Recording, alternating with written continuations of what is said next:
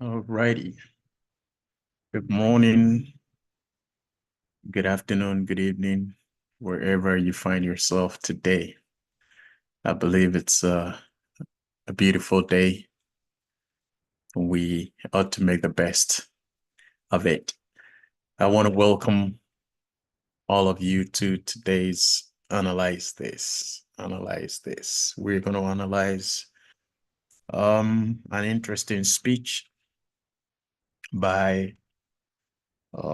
Lord Paul Wharton, former MP of the British Parliament. We'll analyze a speech he gave recently today. Um, we'll be playing the speech in bits and in pieces, and we'll pause to analyze it.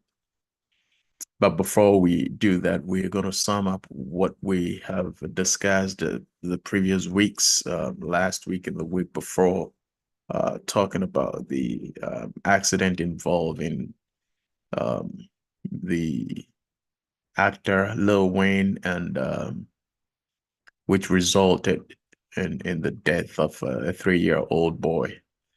We'll be touching on that issue as well. We'll also touch on the issue of the lady who was abandoned by the hospital to die. Um, I think we've spoken at length on those issues, but we'll just to wrap it up and sum it up today before we move on to Paul Wharton's speech. But before we set the ball rolling, as usual, our mantra: creativity and inventions are not by the color of one's skin, but by an educated mind. Creativity and inventions are not by the color of one's skin, but by an educated mind. And on this platform, I want to remind us one more time, we don't insult, we don't entertain insults. Like I told you the other time, insults are weapons of a frustrated man or a frustrated woman. Leaders discuss out of their intelligence. They don't speak out of their emotions to issues. We believe that in order for you to be a leader, you have to also master your emotions, because emotional intelligence is key in leadership. So if you have not been able to mold and shape your emotions to a point where you are the master and the leader of your emotions, then please don't bring it on this platform, because we're not going to entertain that. With that being said, man, I like Prof's look today. Gee, Mm. whoa, I like the haircut and Oh the yeah, way I'm trying to the look old. now this haircut looks like a fresh, well, let me say a fresh OG. Yeah, back in the 90s. Yeah, you're looking good, Mm. Prof. Yeah, Alrighty, thank you. introduce yourself and do your submission. Like I said, we're running up on the lady who was left to die by the hospital, and the issue of the little boy who had the accident. We're not running up on that, but we will sort of summarize that. But we're going to be touching on that issue every single time we open our mics, because we need to learn and we need to um, make sure we have educated ourselves enough to protect children anytime we put them in the car. So that issue, it's not going to go away from this platform anytime soon.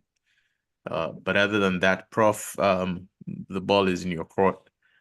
Set it Mm. rolling. And I know the Paul Wharton's video came in later. So what we're going to be doing, I couldn't even have this time to digest the video. So what we're going to be doing is we'll be playing the video in bits and in pieces, and then we'll discuss it as we go along. So just give your introduction and your summary of what we have discussed so far, and then we'll zoom into. Yeah. As usual, my name is Kojo from Phone. Very happy to be here co-hosting with my executive director. We all love the continent. That's the continent that gave us birth, and we are all worried about the direction and a lot of the things that go on there. But you see, once in a while, somebody like His Lordship come on the scene and blow your mind away and make you realize that yes, indeed, innovation is not by the color of your skin, by an educated mind. So we wanted to pinpoint it that this guy is not unapologetic. He doesn't come and talk about our problems and why we have problems like a lot of our politicians do. But this guy is here to give you a roadmap for solutions. He's not the only one, far from it, but it is heartening to see that the confidence and the hope and the understanding that the work will not come from anywhere else but from ourselves. That is the one thing that he did that made me so happy to share that video and also to talk about it. He believes that if there are going to be solutions, those solutions are not coming from anywhere but from within us. And that's a belief that Africa supports 100%. We cannot always be looking out for solutions. We have to look for the solution within ourselves. So start the ball rolling. Thank you. Thank you, Prof. We have to look for the solutions from within ourselves. Again, like I said, I'm still looking for any information which supports the fact that Ghana police is calling or has invited the gentleman whose son died in the accident involving the actor in Kumasi. I still have not come across any such information. So if anybody has that information, I would love to hear that. I would definitely love to get that information. But until I get that information on this platform, as I said earlier, we're still trumpeting and sounding our horn really loud that this gentleman would have to be invited. Certain questions needs to be answered.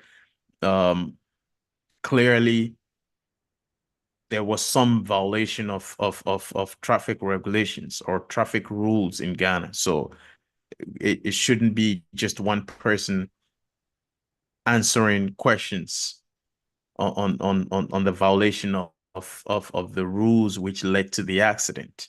It should be both parties or all parties involved. Let me put it that way, because we don't even know as of now how many cars were involved and how many people. Because I hear there was a motorbike incident as well, so we don't know how many vehicles were involved in the accident. But basically, two major vehicles were recorded. But as to whether there was a third vehicle which crossed or decided to cross or whatever it is, we don't have that details. But what I'm saying is justice has to prevail. Justice must prevail.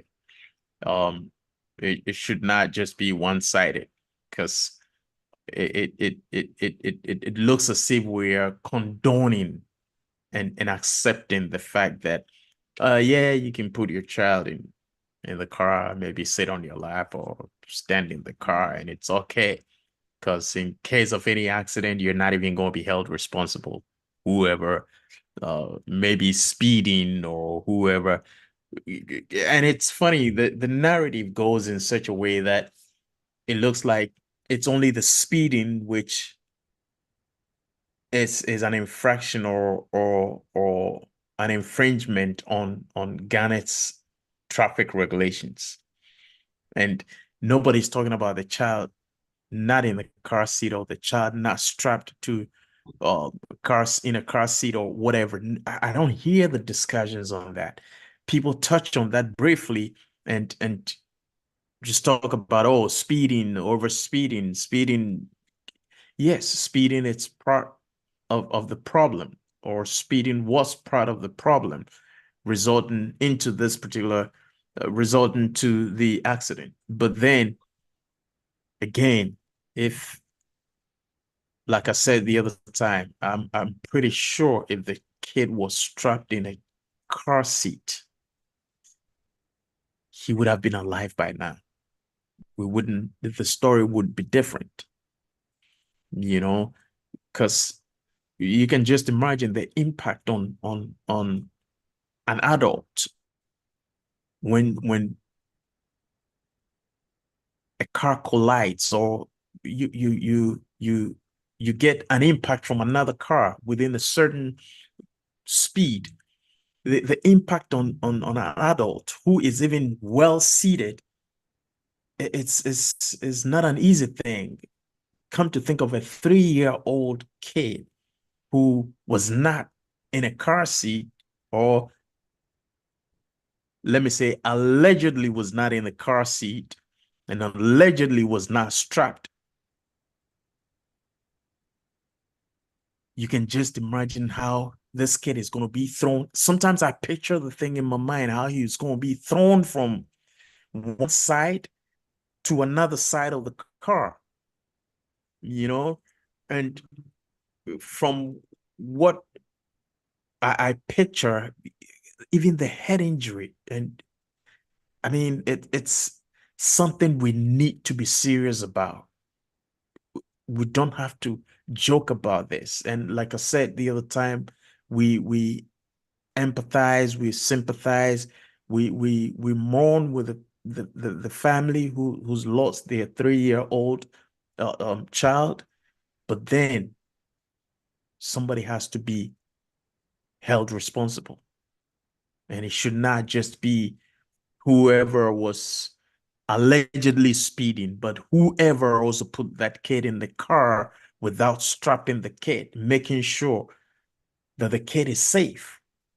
Because as a parent, if the safety of your child is not that paramount, then I don't know. I seriously don't know. And like I always say, anytime I drive with my kids, when I strap in my seatbelt, the first thing I do is get your seatbelts on, even before I move from my driveway. So that aspect of the narrative, I want to hear that in the media, the social media, the orthodox media platforms. We want to hear that narrative. We want the institutions to look at that aspect as well, because it looks like we're giving people the blank check to go out there and kill kids.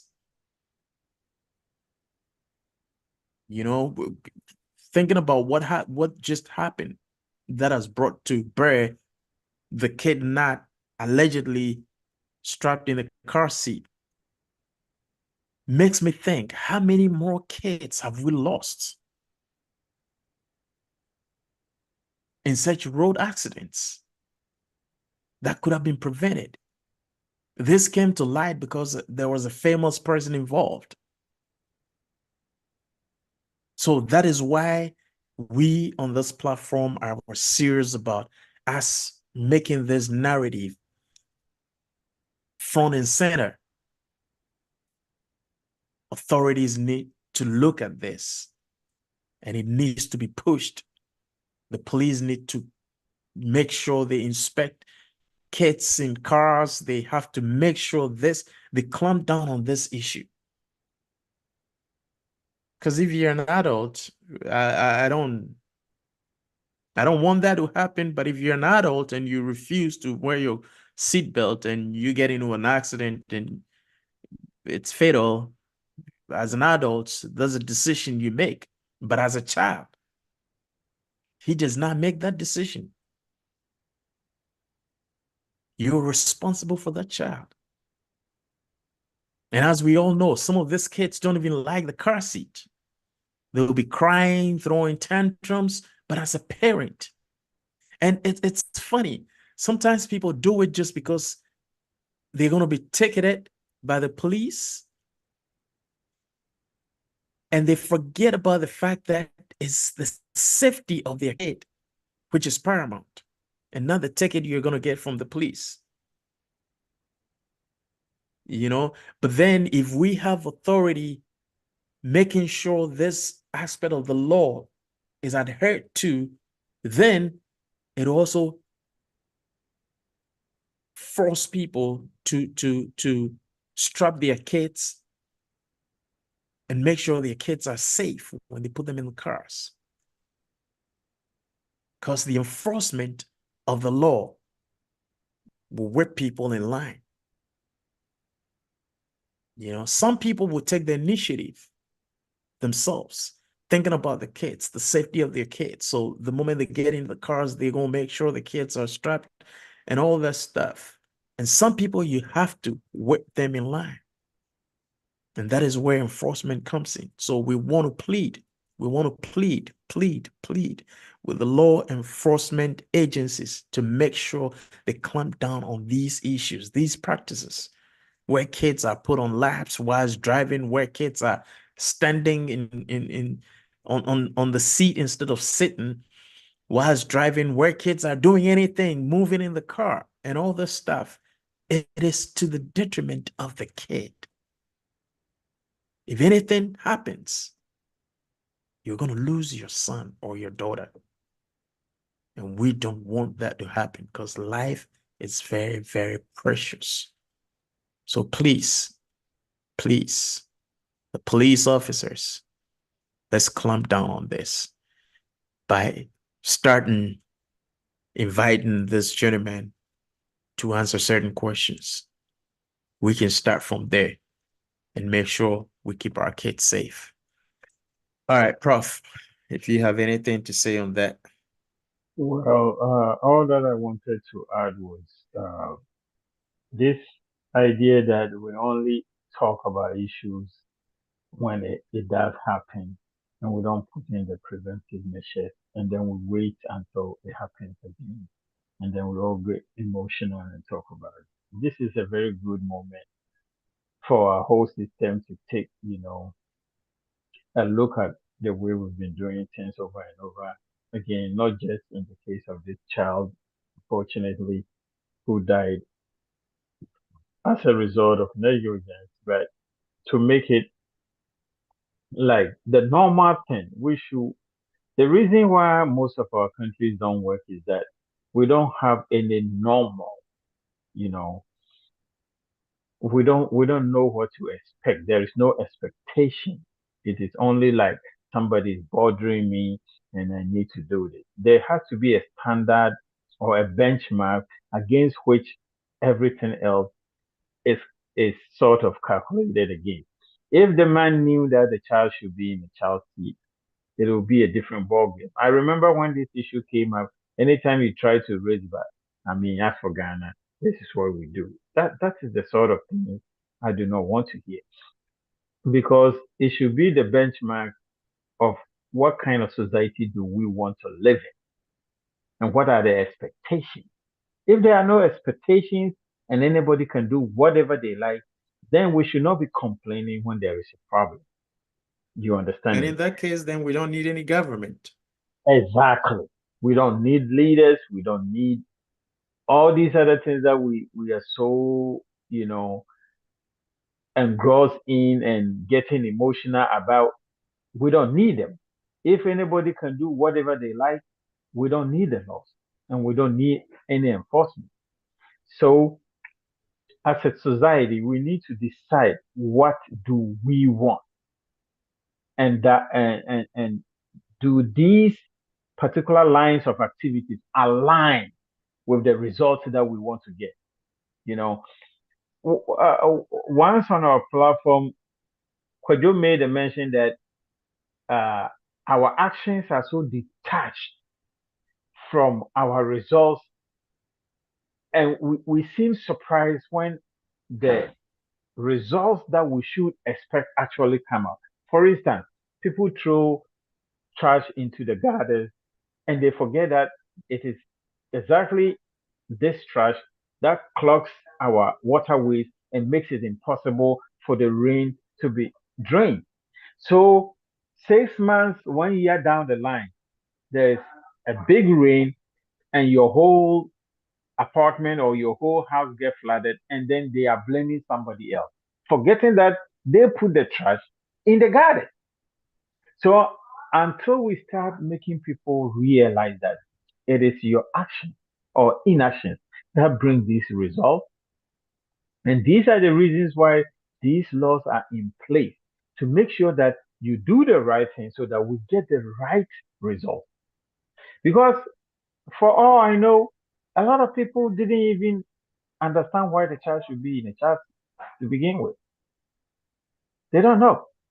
And even if they know, because it is not enforced, they do not care. So until we pinpoint that it is these actions that bring these results, and unless you don't want these results, then you can continue to do these actions. I think that's where our society should be headed. The fact that we should have expectations, and the fact that we should have results-based action. And And that was one may Mhm. ask, the expectations, are they not set by people we give, we put in places of authority? Yes, that is the ideal situation. That the people that we've given our authority to, the police, the media, the traditional leaders, and our government, they set the expectations based on what the people told them. That's why we have a parliament. People are representing people. We've given them our power to go and make rules that can be enforced, that will make all our lives a little bit better. But the point is this: the laws could be on the books if they are not explained properly to the people, if they are not in line with what the people expect, then we have a problem enforcing the rules. So until we teach the people that because we expect life to be this way, that is the reason why we have these rules in place so that we can channel the society's uh, energy and focus on getting these results and not these that we are now talking about. See, the way our trotro system works, the way our public transportation works, the way our road networks are constructed, all these things contribute to what we are seeing. The way our police our roads, the perception that you can do anything on the road as long as you are willing to pay a bribe. You see, we need to change those perceptions because perception is reality. And until we do that, we can come back here and talk and talk. I want us not to forget this. At the same time, anytime something that is not expected or wanted in our social life comes up, we need to bring this back and say, you see, this is why we need to put A, B, and C in place so that Z, Y, X do not happen. And I think we should continue to pinpoint these issues every day if we want a better society. Because the society we are building depends on the actions that we take today. Nobody is coming from anywhere to change our society for us. It is within ourselves to interrogate the issues that come up and then find lasting solutions to them. Yeah, I think as I, I think the solutions are right there in front of us. sorry? I say I think the solutions are right there in front of us if we are willing to tackle them. Yes, as I always tell my kids, life is made up of laws. Every aspect of life is made up of laws. So you learn to adapt. You learn to obey the laws willingly, or somebody is going to force you to obey them. And unfortunately, as you're saying, the enforcement is another aspect we are lacking. So everything that you have said, you've touched on various points, but everything that you have said boils down to one thing. It boils down to the systems. It boils down to the systems. You know, if the police is working, the police services is up and doing. Our civic education, Yeah, whatever institution is up and doing, educating the people on the laws of the country. And even parliament, if parliament is up and doing, you know, enacting the right laws. And we're going to come to that when we jump into uh Lord Paul Boyton's discussions, you know. So we need to, but the thing is this, you're going to need leadership to be able to set the systems in place. And this is the conundrum. The leadership would have to come from the people. And if the people are part of the old system, if the people are part of the old paradigm, how do you get new leadership from the people?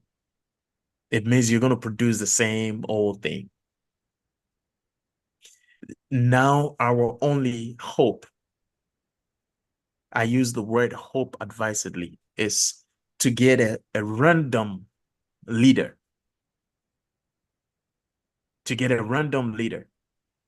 who would come and set the systems in place that would now or begin to produce successive leaders, successive progressive leaders. Because what we're doing now is not being productive because we don't have leadership.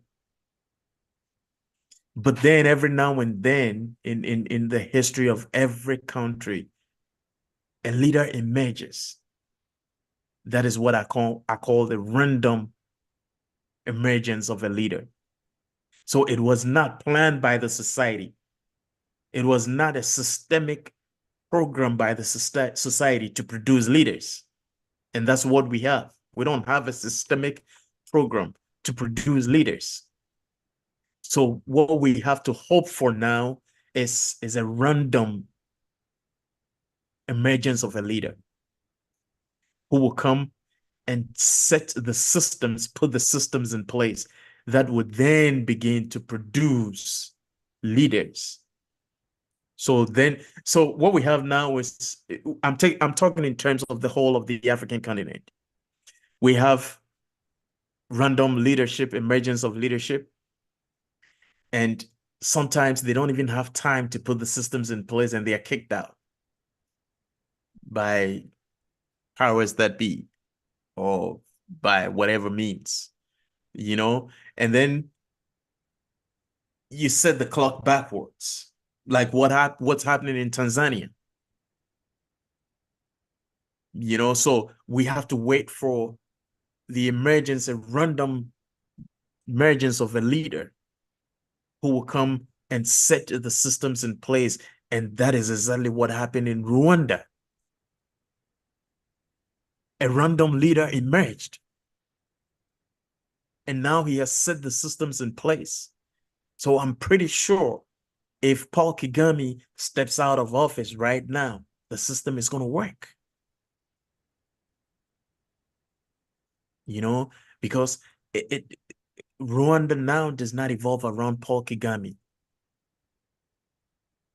He has the educational system working.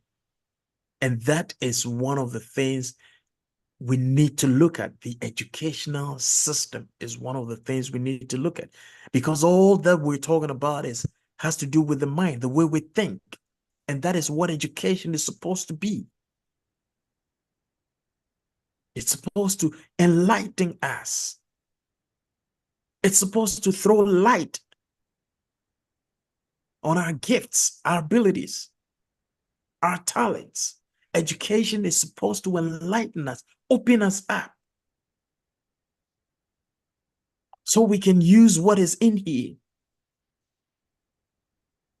But this is a case where we don't have any educational system. All we have is the schooling system. And this is what the schooling system is going to produce. What we're seeing now is what the schooling system produces.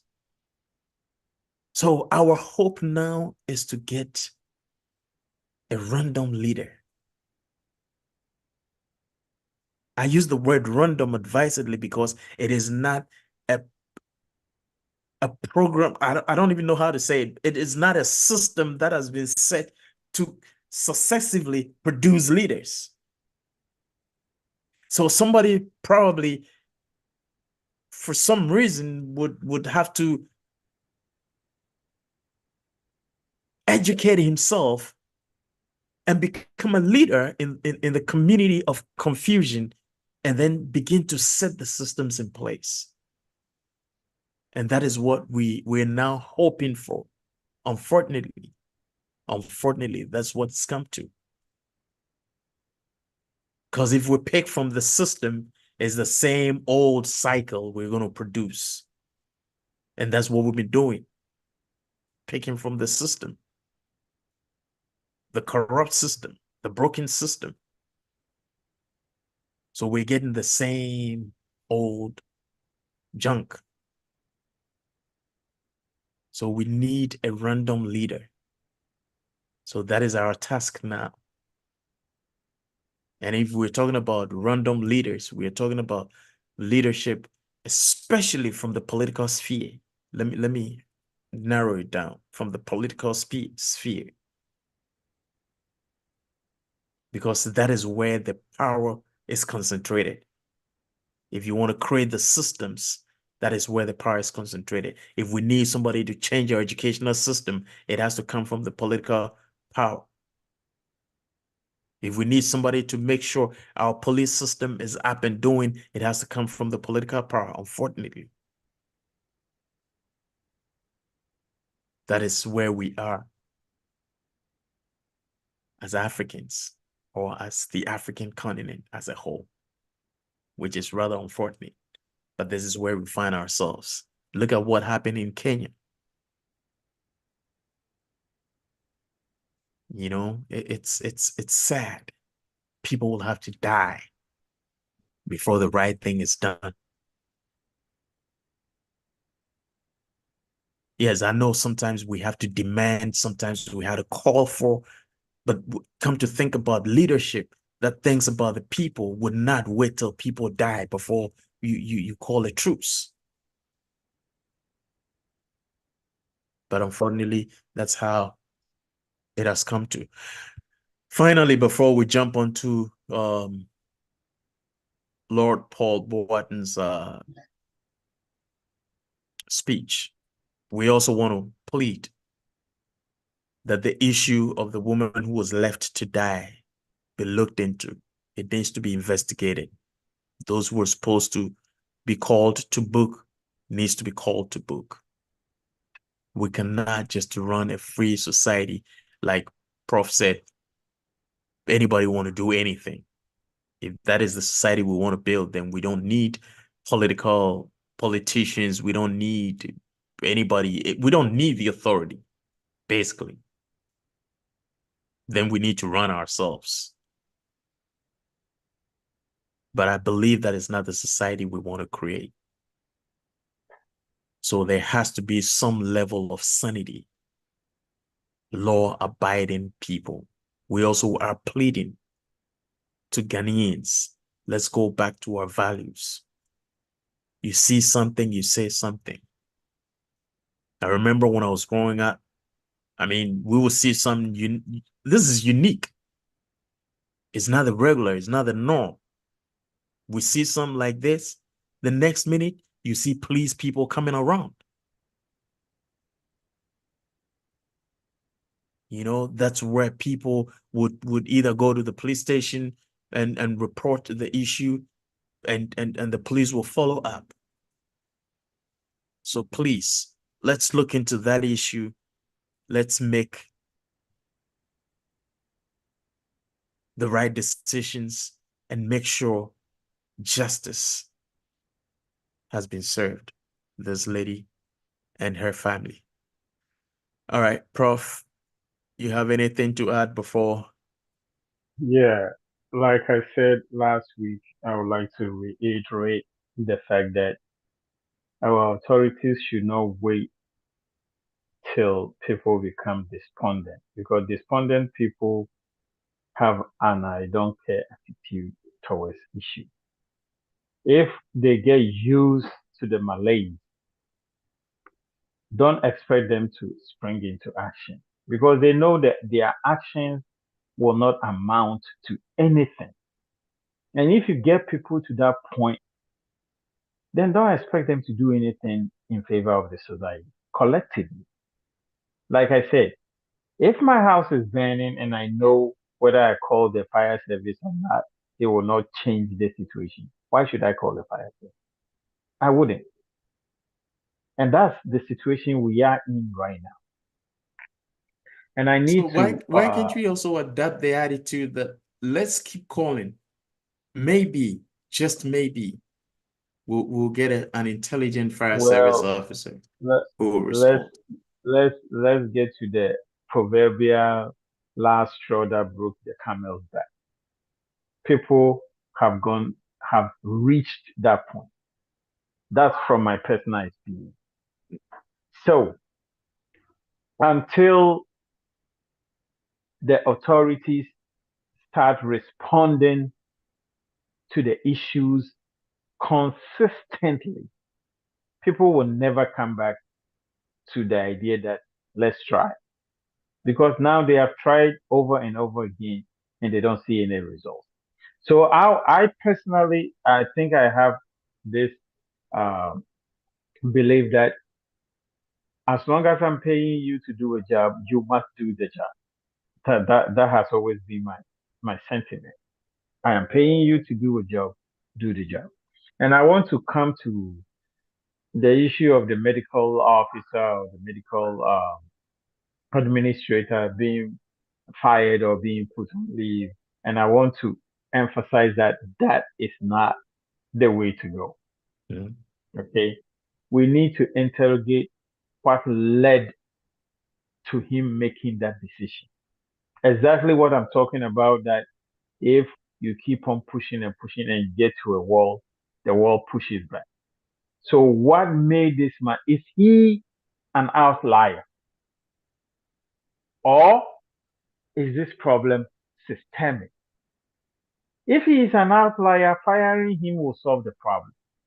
He was out there on his own making those kind of decisions based on no previous experiences. But if he is not an outlier, and this is how the system has been working for years, whereby you ask for support, it never gets to you. Do you think firing him will solve that problem? I don't think so. And that's why I keep on saying the powers that be must consistently prove to the people that they can be trusted. This issue is an issue of broken trust within our society, and we need to restore that. It's an individual thing, but more importantly, it's a collective societal issue, and we need to attack it from that perspective. Like Lord Pobuatin say, Ubuntu, I am because you are. Uh, It cannot be that we cannot continue to be this individualistic in our approach to societal problems. Let me say it again. The schooling system is bad. I'm rich enough. I take my children to a private school. Electricity system is bad. I buy a generator because I can buy a generator. The water system is so bad. I buy myself and I create a well in my own house and I pump water for myself. That's where Ghana is. That's where a majority of the African continent is right now. But you cannot build your own rules. You cannot. Neither can you create your own fuel. There are big, big, big issues within the society that you, as an individual, no matter how rich you are, you cannot do it by yourself. And that's why the society must work, even for the least among us and for the most vulnerable. And because the society is not even working for the rich, where we come from, that's why that woman was left to die on the outskirts of the town, because the society is not working. So these kind of problems cannot be put on individual shoulders. The society must work. Nana, back to you. Thank you. The society must work. All right. We're going to listen to Lord Paul Boyton, and then we'll start our discussion on what he.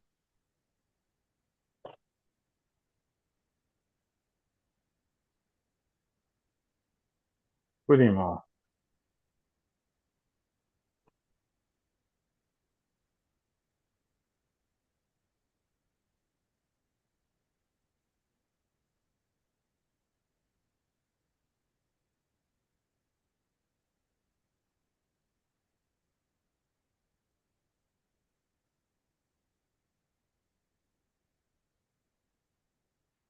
Thank you, please.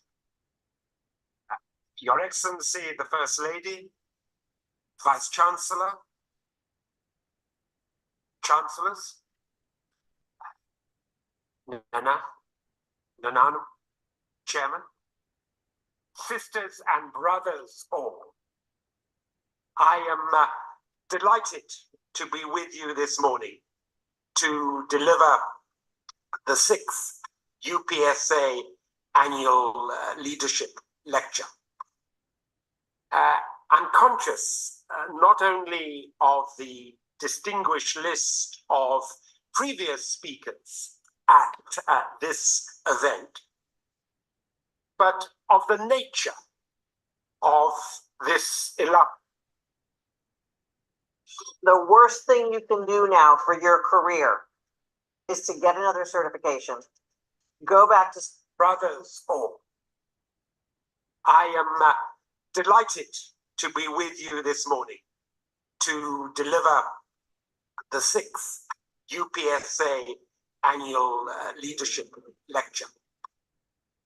I'm conscious not only of the distinguished list of previous speakers at this event, but of the nature of this illustrious academic institution which sponsors this series.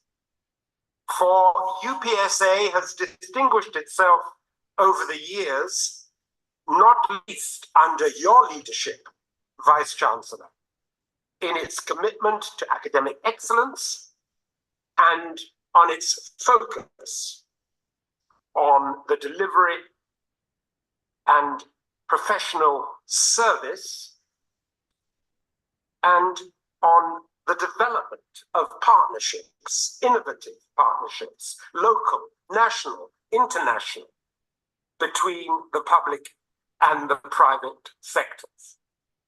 Always, and for this you deserve much credit, putting the citizen, putting the consumer, the beneficiaries of service at the heart of all that you seek to achieve. So I approach the topic of this lecture, fulfilling the promise, the challenge of leadership, moving from rhetoric to delivery.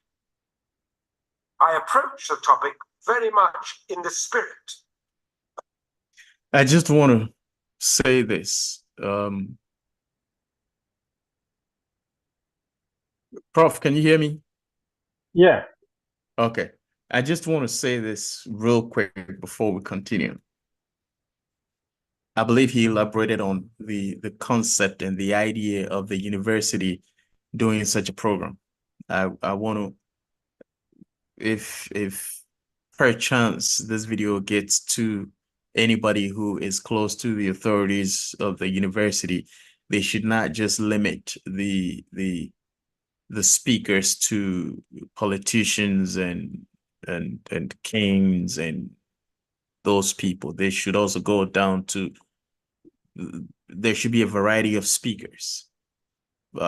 Maybe a farmer who would speak on what needs to be done to help the agricultural sector. Maybe a trader who will speak on what needs to be done. So there has to be a variety of speakers because it looks like they are trying to look for practical solutions to the problems we have within our society. So I believe that in order for them to do that, it should not be limited to the world of academia, because people would sit behind their books and their computers and they prepare speeches and they come deliver them. But how practical are those? So if they can find people from the roots, the practical people who would be able to present the practical challenges and the ways to navigate through and solve those challenges, I believe that would also go a long way to help. I don't know if Prof, you have anything to say before I continue there. Yeah, this is not the first lecture I've watched, but I've not watched all of them. But I also believe they have had a very exemplary speakers. A few of them have not come from academia per se, but it's top heavy, like you are saying. Most of them have come from the very top, even if they have come from the industrial world, they have come from the very top of the industrial world. Like Sam Jonah came to talk about innovation and other kind of stuff a few years back. And then the king of the Asantes also came and talked about how to run, in the rural or the cultural sector. So your call is one that is very much needed. If we should look also for industrialists who have within the space given been able to exemplify themselves as leaders of industry.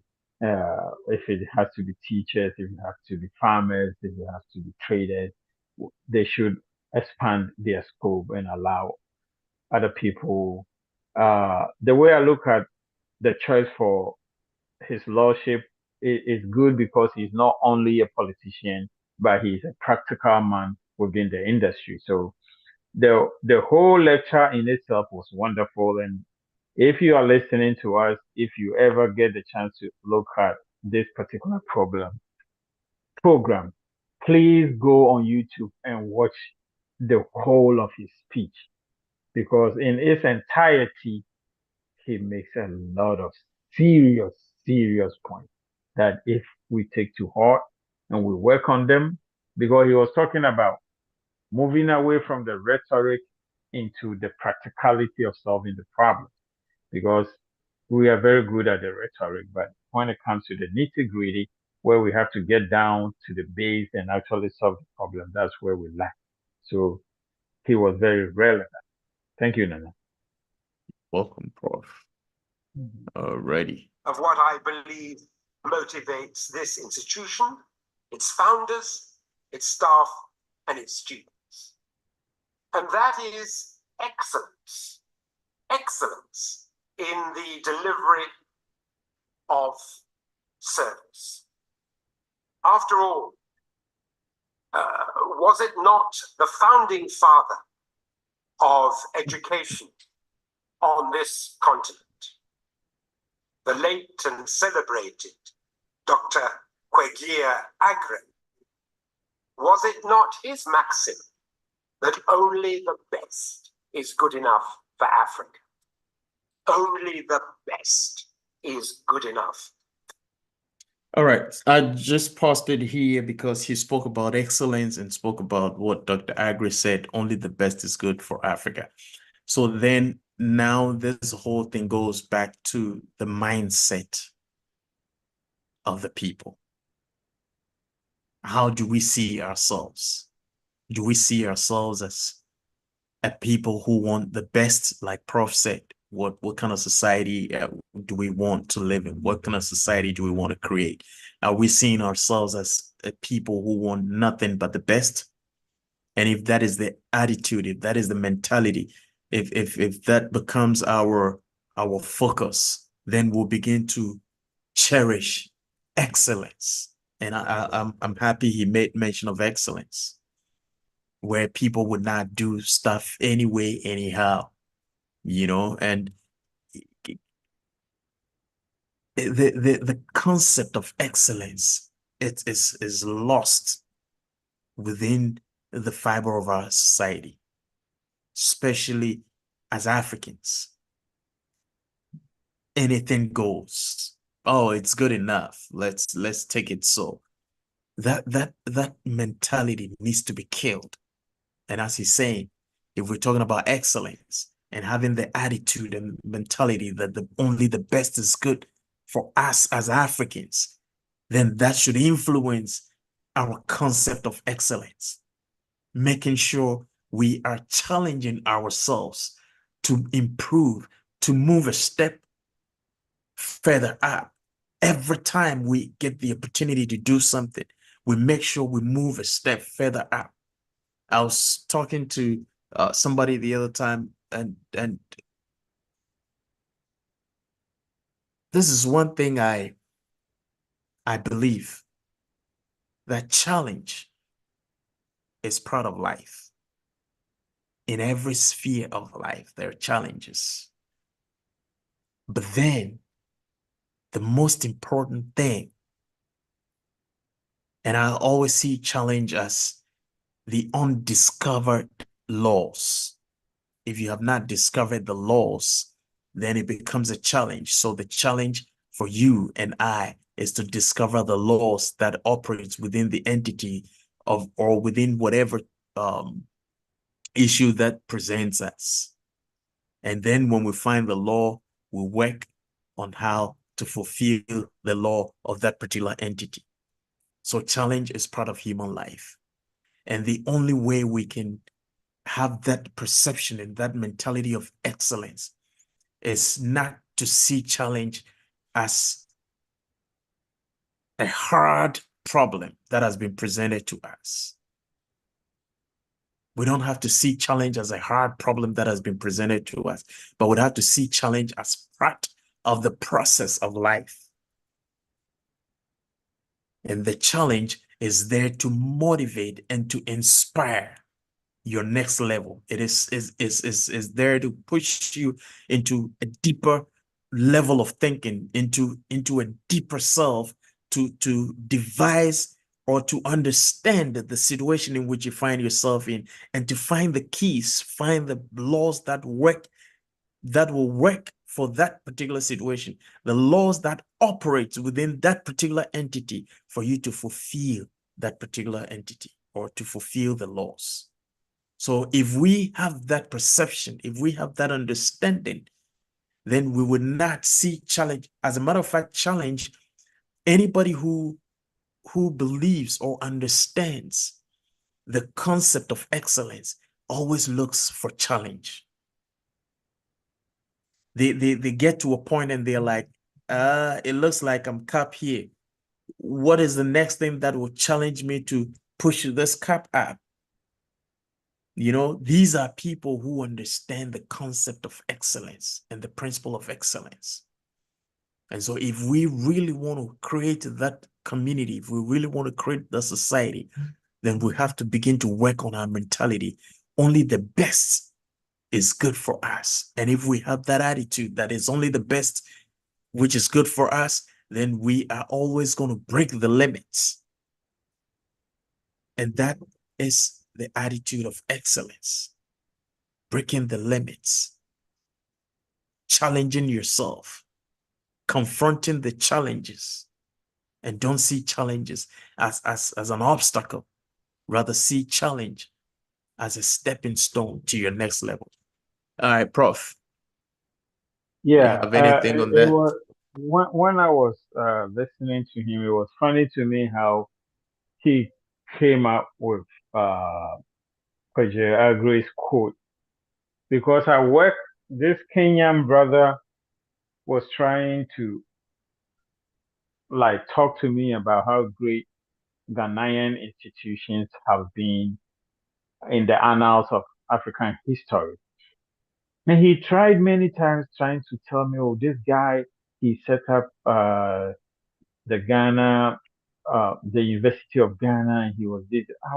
I was confused because it did not click.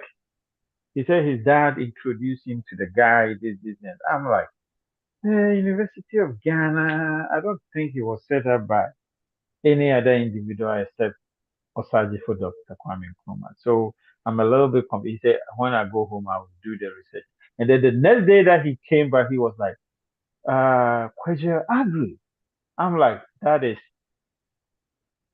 he is the founding father of Achimota School rather than, and then I explained what he talked about with the piano, the black and the white keys making melodious music. He was like, yeah, that's what my dad was always talking about. This.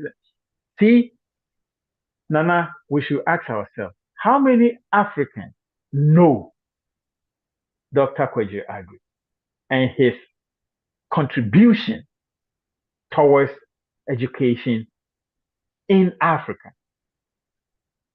until the lion learns to write? The story of the hunt will always immortalize, favor the hunter. Glorify the hunter. Okay? So these are the issues at stake. This man is so educated, he understands where he comes from. Whereas a lot of our people say, if you're going to church and you meet a white man, go back home because you already met God. And if the mentality is that unless your skin is anything different from black, you cannot succeed in life, you cannot make contribution on the global scale, you cannot really be exceptional, then we already lost, even before we began the battle. So the fact that this man mentioned that only the best is good for Africa, that is what got me so much focused on his next words and the whole lecture, because he understands that we are at the very bottom of the totem pole when it comes to economics. So if we are supposed to rise up, we cannot be mediocre. We cannot take anything for granted. We should strive for only the best. He understands because he is educated. He has not allowed propaganda to influence him to think that as long as we have a black skin, we are not going anywhere. So, like you said, until we change the education system, until we change the way we look at our own selves, we have a very long way to go. And our time is up. You took the words out of my mouth. Yeah. I was gonna say we have a long way to go, and our time is here already. Yeah. So we are gonna continue this. It's getting exciting. It's getting exciting. For Yeah. some reason, I'll recommend everybody to go watch it. yeah. For some Everybody. reason, we didn't plan this. It came at the 11th hour. I just woke up this morning. I was like, what can we talk about? And then I remember the speech, and I was like, let me push it to Prof and see if we can do something about it. But it's getting interesting. Yeah, it's making us look at different dimensions of issues and not just what he said. And I'm getting excited about it. I'm really getting excited about it, seriously. And I believe that next week we're going to continue same time. And we want to take this opportunity to thank you all for being a part of Analyze This this week. And we are going to be here same time next. Oh, is next week 4th of July? 4th of July, yeah.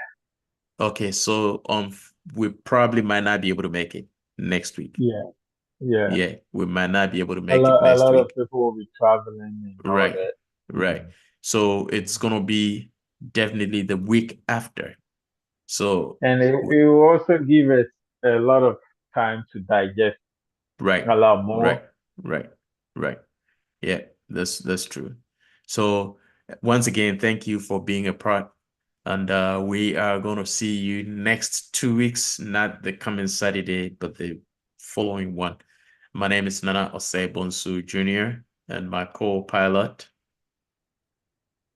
Kojo from Pong. And that's it for today. Have a wonderful rest of your weekend.